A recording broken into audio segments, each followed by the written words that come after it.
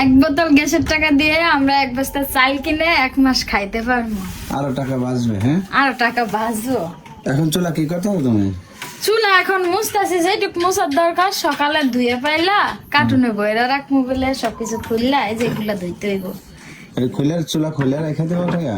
হ্যাঁ, গ্যাসের যে দাম, এত টাকা দিয়ে গ্যাস কিনতে পারবো না গো। আমার নাম সংসার হয়ে গেছে। আসলে সংসার এমনই হয়, এমনই করতে হয়। যেটা দেখা যাচ্ছে টাকা বেশি, দাম বেশি, সেটা তখন নিলাম না, কারণ আমাদের মাটির চুলা আছে, তো না? মন করা কি এখন যদি 2000 টাকা দিয়ে 2200 টাকা দিয়ে গ্যাস কিনতে যাই, আমার এক বস্তা চালের টাকা 1500 কি 1800, আর টাকা আমার বিক্রি বাঁচতেছে। চাইলের তেল তুমি 1 মাসের চাইলের তেল হয়ে যাবো। তেল ধরো হইবো 1400 টাকা চাল হয় না, 1400 টাকার চাল আর হচ্ছে তোমার আরো 600 টাকার তেল কিনলে তোমার 1 মাস হয়ে যাবে না? তাহলে তাহলে আমার এত টাকা দিয়ে গ্যাস পুরে লাভ আছে কও?